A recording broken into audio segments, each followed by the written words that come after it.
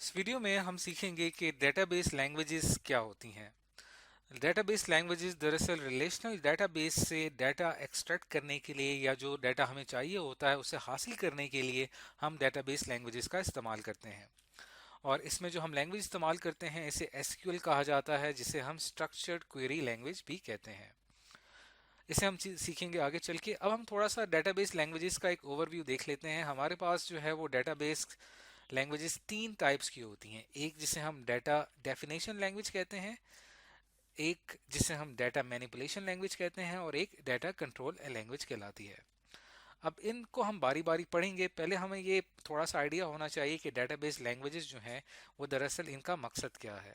अब let's suppose कि आपने एक डेटाबेस क्रिएट कर लिया है, आप एक डेटाबेस डिजाइन कर चुके हैं और उस डेटाबेस में आपने डाटा जो है उस ऑर्गेनाइजेशन का वो आप एंटर कर चुके हैं। लेट्स सपोज कि हमारे पास एक कॉलेज है, उस कॉलेज का आपने एक डेटाबेस क्रिएट किया है। अब इस कॉलेज के डेटाबेस में कॉलेज से रिलेटेड तमाम इंफॉर्मेशन, तमाम डाटा इस डेटाबेस में स्टोर है। यानी इसमें जितने भी स्टूडेंट्स हैं उनका रिकॉर्ड, टीचर्स का रिकॉर्ड, फीस, मार्क्स, रिजल्ट्स, तमाम जो हमारा डाटा है वो टेबल्स की फॉर्म में हमने इस डेटाबेस में स्टोर कर दिया है।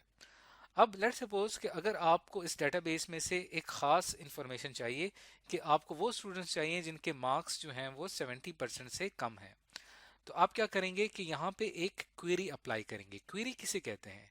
क्वेरी कहते हैं कि कोई क्वेश्चन जो आप डेटाबेस से पूछ रहे हैं।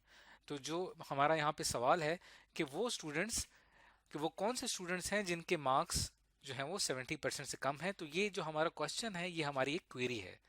तो इस क्वेरी को हम अप्लाई करेंगे डेटाबेस में, लेकिन इसके लिए हमें ज़रूरत पड़ती है एक लैंग्वेज की। इस लैंग्वेज का हम इस्तेमाल करते हैं, हम कमांड्स लिखते हैं और उन कमांड्स को हम अप्लाई करते हैं डेटाबेस में। डेटाबेस उन कमांड्स को रीड करता है और उन कमांड्स के मुताबिक हमें डाटा प्रोवाइड कर देता है। यानी डेटाबेस क्या करेगा, एक लिस्ट जनरेट करेगा। उस लिस्ट में उन तमाम स्टूडेंट्स का रिकॉर्ड होगा जिनके मार्क्स 70% से कम है। तो इस तरह से हम क्या करते हैं कि अपना डेटाबेस बनाने के बाद उस डेटाबेस से रिलेटेड, उससे हमारे जितने भी क्वेरीज होती हैं, जितने भी हमारे क्वेश्चंस होते हैं, वो हम उस डेटाबेस से इन क्वेरी लैंग्वेज का इस्तेमाल करते हुए या इस डेटाबेस लैंग्वेज का इस्तेमाल करते हुए वो हम क्वेश्चंस के जो आंसर्स हैं वो हम हासिल कर लेते हैं। तो इसको सीखना जो है वो हमें आगे चल के सीखना है कि ये लैंग्वेजेस जो हैं इनकी कमांड हम किस तरह से टाइप करते हैं। तो इसके अंदर तीन टाइप्स हैं, ये टाइप्स आपके माइंड में होनी चाहिए। डेटाबेस लैंग्वेज में जो पहली टाइप है वो है डाटा डेफिनेशन लैंग्वेज।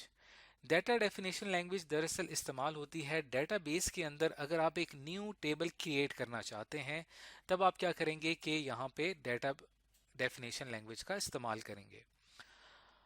इसी तरह अगर आप डेटाबेस बना चुके हैं और आप अब उसके अंदर डाटा को मैनिपुलेट करना चाहते हैं, मैनिपुलेट से क्या मुराद है कि आप उसमें एक न्यू रिकॉर्ड एंटर करना चाहते हैं या आप उसमें जो है वो एडिट करना चाहते हैं या एक खास डाटा जो है वहां से एक्सट्रैक्ट करना चाहते हैं या हासिल करना चाहते हैं, उसके लिए आप डाटा मैनिपुलेशन लैंग्वेज का इस्तेमाल करते हैं।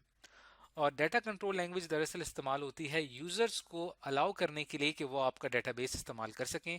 उसके लिए उन्हें परमिशन दी जाती है, खास किस्म की कमांड्स लिखी जाती हैं जिससे यूजर जो है वो डेटाबेस तक एक्सेस कर सकते हैं। तो ये तीन टाइप्स हैं। अब हम जरा वो कमांड्स देख लेते हैं।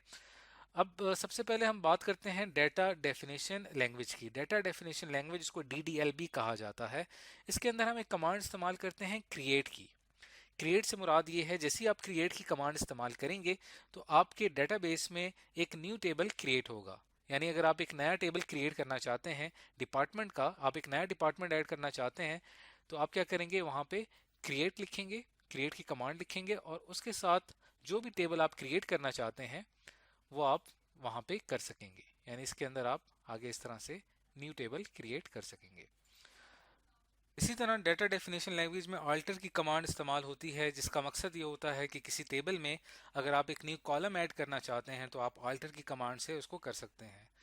और ड्रॉप की कमांड इस्तेमाल होती है अगर आप किसी कॉलम को जो है वो डिलीट करना चाहते हैं, किसी कॉलम को ख़त्म करना चाहते हैं तो आप कर सकते हैं। यानी डाटा डेफिनेशन लैंग्वेज ओवरऑल आपका जो डेटाबेस का स्ट्रक्चर है उसको चेंज करने में आपकी मदद करती है। अब हम बात करते हैं जो हमारे पास दूसरी टाइप थी, डाटा मैनिपुलेशन लैंग्वेज। इसके अंदर जिसका हमने मकसद समझ लिया था कि क्वेरी के लिए इस्तेमाल होती है कि आपने डेटाबेस से कोई डाटा हासिल करना हो उसके लिए आप इसका इस्तेमाल करते हैं, या आपने डाटा को मॉडिफाई करना हो उसके लिए हमारे पास कमांड्स आती हैं जैसे कि सेलेक्ट। हम सेलेक्ट की कमांड इस्तेमाल करते हैं जहाँ पे भी हमने जिस टेबल को हमें टारगेट करना हो तो हम टेबल का नाम लिखते हैं और फिर हम सेलेक्ट की कमांड तक पहुंचकर उस टेबल से वो डाटा एक्सट्रैक्ट कर लेते हैं, निकाल लेते हैं।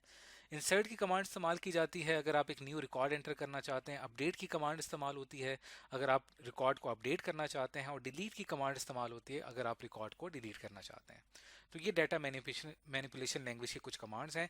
इसी तरह डाटा कंट्रोल लैंग्वेज में हम कमांड इस्तेमाल करते हैं ग्रांट, यानी कि अगर आपने एक परमिशन देनी है इस किसी भी यूज़र को तो उसके लिए आप ग्रांट की जो कमांड है वो आप इस्तेमाल करेंगे।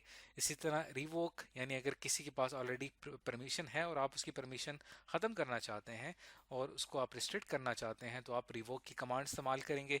और फिर डिनाई की कमांड ये आती है कि अगर कोई यूज़र एक्सेस करना चाहता है लेकिन अगर आपने उसको डिनाई कर दिया है तब वो उसको एक्सेस नहीं कर सकेगा।